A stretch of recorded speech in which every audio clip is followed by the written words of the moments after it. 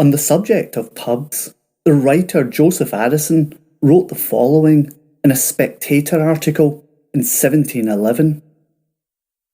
Our streets are filled with blue boars, black swans, and red lions, not to mention flying pigs and hogs in armour, with many more creatures more extraordinary than those in the deserts of Africa. The fox and the goose may have supposed to have met, but what does the fox and the 7 stars have to do together? And when did a lamb and a dolphin ever meet, except upon a signpost? Britain is indeed a country of curiously named pubs, and many with quirky backstories. Today, we'll look at a few of these.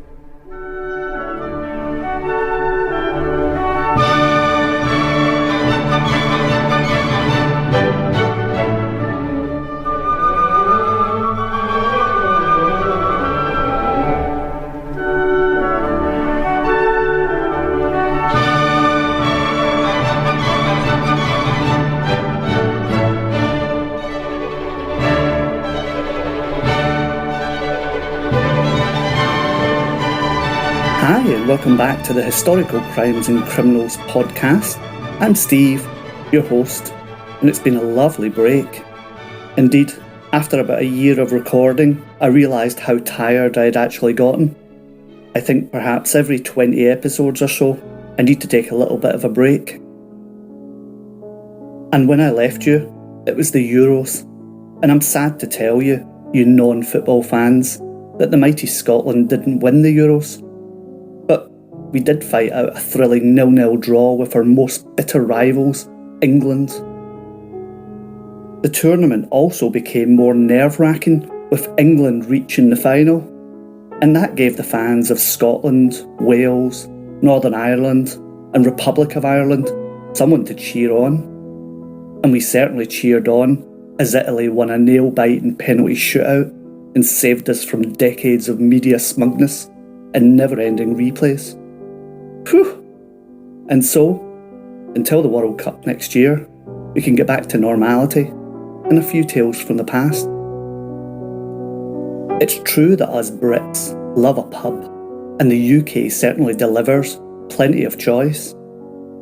Back when I worked in a nursing team near the Houses of Parliament, we used to regularly go to a pub which we referred to as the Devil Beer pub, as it sold a German beer which was as delicious as it was unpronounceable. But we just called it the Devil Beer, and the staff would know what we wanted. And it certainly caused a devil of a headache if you drank too many. And to that end, a big shout out to my former colleague, listener of the show, attendee of the Devil Beer pub, and the calmest nurse ever, Kate from New Zealand. And dearest Katie, today's tales will make you wish you were back in the UK, visiting a few of the pubs we talk about. The actual name of the Devil Beer pub was the Jugged Hare.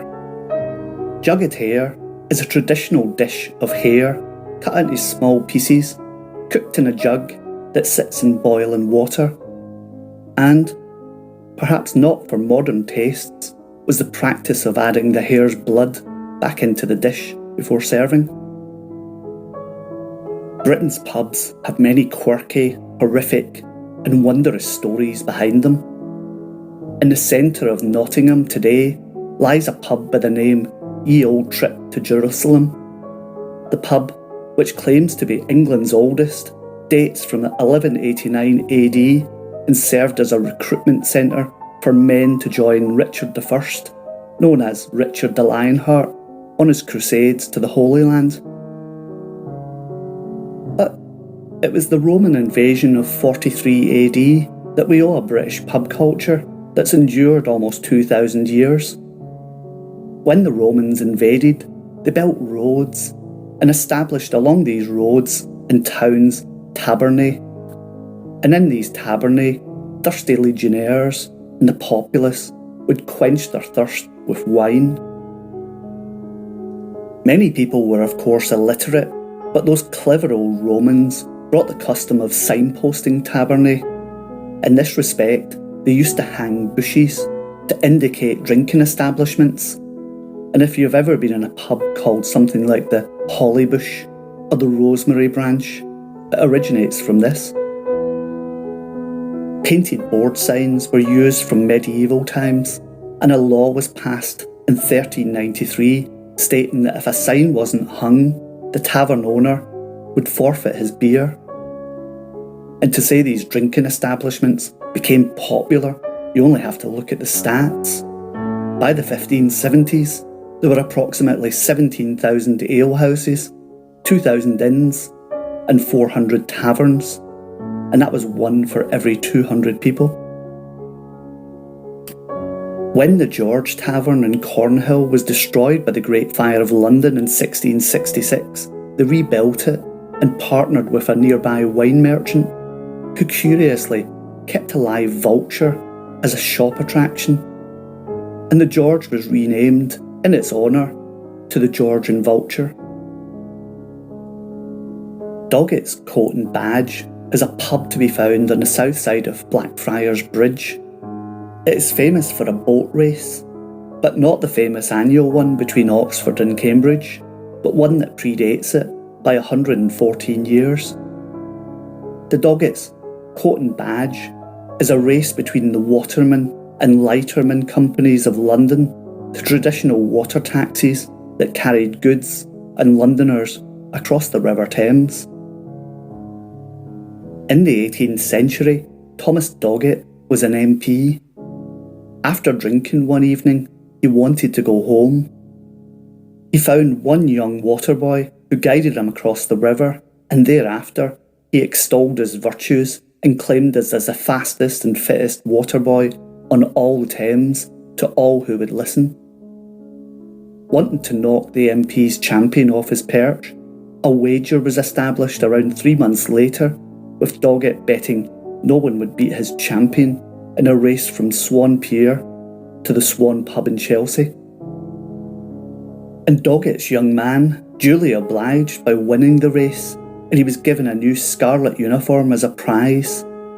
And the race between newly qualified watermen and lightermen still takes place each year. In Ambleside is a pub named the Drunken Duck.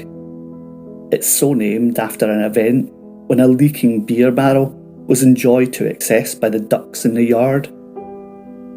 The landlady woke up to discover all her ducks seemingly dead, and she started to pluck them, ready for the cooking pot.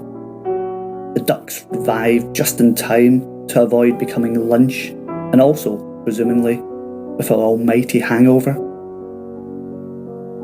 And staying on a duck theme, during World War II, American GIs would visit the Black Swan pub in Stratford-upon-Avon. They nicknamed this pub the Dirty Duck, and to this end, the name stuck, and the pub changed its name too.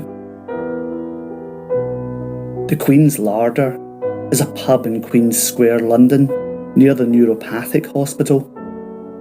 When George III was receiving treatment for his madness from doctors here, his Queen Charlotte rented premises in what was to be eventually become the pub to store his favourite foods.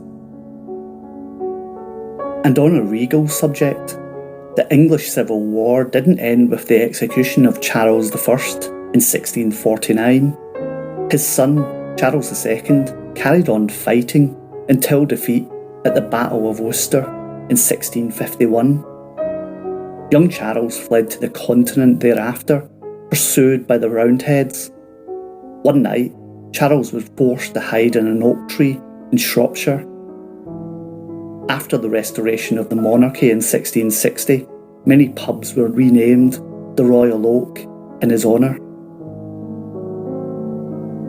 In Stoney and Stratford, across the road from each other, are two long-standing coaching inns. Situated between Birmingham and London, the Bull Inn and the Cock Inn would see travellers intersect on their journeys, and when they stretched their legs at the inn, they would discuss with passengers about the goings-on in each city that they'd left. And some stories turned out fanciful, and they became known as cock and bull stories. If you visit Derby, you might want to stay at Mr. Grundy's Tavern.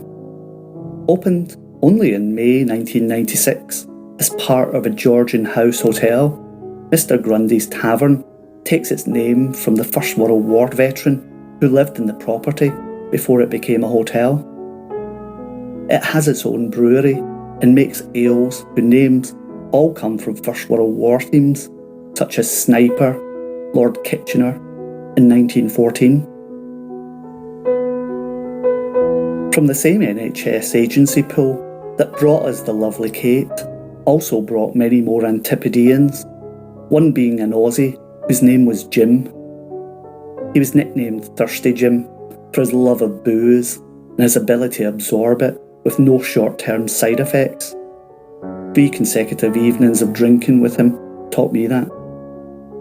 Jim also worked part-time and lodged in a pub near Moorgate called the Flying Horse. This pub's name came from a traditional popular old bar amusement in which you sat in a swing, the seat which depicted sitting on a horse. While swinging, you had to, with your sword, try to take a ring off a small swinging post. The prize, if succeeding, would be an allowance of beer. And certainly after the third night out with Jim, I could have used one of mankind's quirkiest inventions, Istanbul's drunk basket. In the 1960s, bars in Istanbul would hire a man with a basket on his back to carry home local drunks who could barely walk. And in Turkish, there is a saying called Kufelik olmak, which basically means you have to be taken home in a basket as you're too drunk. In Paddlesworth, Kent, you will find the curiously titled Cat in the Custard Pot. When being renamed, it was apparently supposed to be called the Cat in the Mustard Pot, but the sign maker misheard, and the name has remained ever since the same. And in Stalybridge is Britain's pub with the longest name. Just try telling your friends to meet you down at the catchily titled The Old 13th Cheshire Astley Volunteer Rifleman Corps Inn. Ma Egerton's Stage Door is a pub in Liverpool, handily situated near the stage door of the Liverpool Empire Theatre. And back in the day, Mary Egerton would welcome and rub shoulders with the likes of Charlie Chaplin, Frank Sinatra and Judy Garland, in for a drink after they finished performing. Dating from 1749, Mayfair's The Only Running Footman has since been renamed The Footman, and I had a nice pint in there recently. Busy little pub that it is. The name originates from the fact that in London in the 17th century was a pretty chaotic place, narrow streets, overcrowded animals, carts, and numerous other obstacles. A footman's job was to run ahead of his master's coach, paying any tolls and clearing a safe passage. In Edinburgh is the Sheep's Head Inn, Head being Scots for head, and it dates from the 14th century. The name is said to have derived from its tradition of serving sheep's head broth from its plentiful supply grazing in nearby Holyrood Park. The present building was rebuilt in the 18th century, but retains charm with low ceilings, wood panelling, and even a Victorian Skittles lane. And for American listeners, that's a 10-bin bow alley, old school. The Bucket of Blood is a pub in Cornwall. Its name originates from the time the landlord went out to the well to fetch a bucket of water. When he pulled the bucket up, he was shocked to discover the bucket filled with a thick crimson fluid, which turned out to be blood. And when the well was inspected, the horribly mutilated corpse of a local revenue officer was found at the bottom of the well. Town officials believed the officer may have questioned the wrong people, ended up stabbed and thrown down the well by smugglers. And for those of you who love a list, and I know you do, I won't disappoint. Here are the top 10 most common British pub names in descending order. Number 10, The Ship, with 240 pubs. Number 9, The King's Arm, 245. 8, The White Horse, 283. 7, The Swan, 284. 6, The Railway, 285. 5, The Plough, 291. 4, The White Hart, 312. 3, The Royal Oak, 424. Number 2, The Crown, 493. And in top spot, The Red Lion, 544. And so, from all those quirkily named pubs to one that didn't even have the historical virtue of a name, but known locally as a welcoming place that sold alcohol, today's tale of crime comes from the Old Bailey proceedings of the 27th of February, 1696. But we have to go back a few months to the crime. In 1695, near present-day Barbican, is the long-demolished Grub Street. George Stockton's home stood here, and he would serve ales, brandy, hot food in the front room cum pub. On a very cold winter evening of 14th of December 1695, Robert Maynard, Samuel Mercer and George Draper came in to sit by the roaring fire, drink some ale, and as court records later revealed, eat a few pounds of sausages, wonderfully spelt with a W in the court records. The drinking continued, and when midnight came, they were the last customers, and proprietor George Stockton decided enough was enough, and when a call came for more hot pots of ale and brandy, Stockton refused.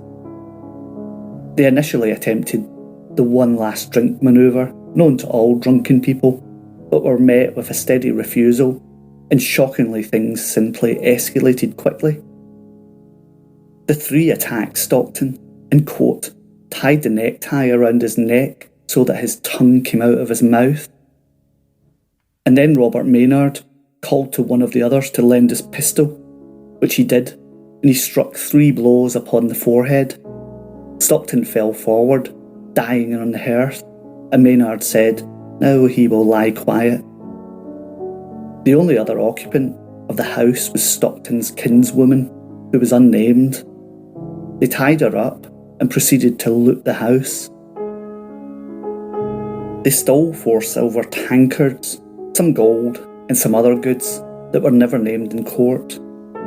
The next day, Samuel Mercer and George Draper, knowing that they lived in a small area, if one was caught, they would all be caught, left the area. But Robert Maynard showed no such fear. He decided on a different approach. He went to his local barber and had his longer hair shorn. By this time, the murder and the robbery was the talk of the town. But Robert Maynard had made a huge mistake. At the scene of the crime, he'd left his distinctive hat. Hats, like coats, men had for years, and in many instances, newspaper articles about crimes feature less about descriptions of individuals than distinctive clothing. And barbers traditionally would do more than cut hair.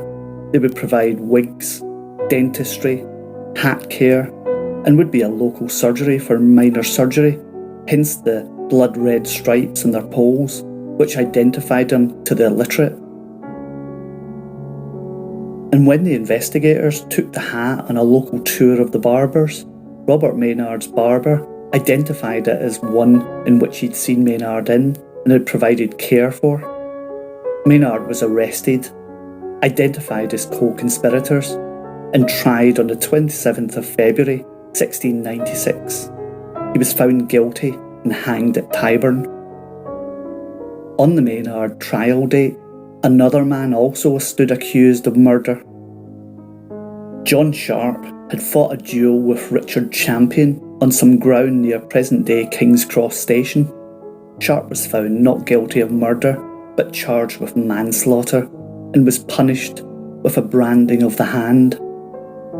Maynard's co-conspirators, Samuel Mercer and George Draper, were never arrested for the crime. Clearly reading of the case, they changed their name and passed out of history. Well, that's it for another episode of the Historical Crimes and Criminals podcast. I hope you enjoyed that one. It's good to be back. And until next time, bye-bye.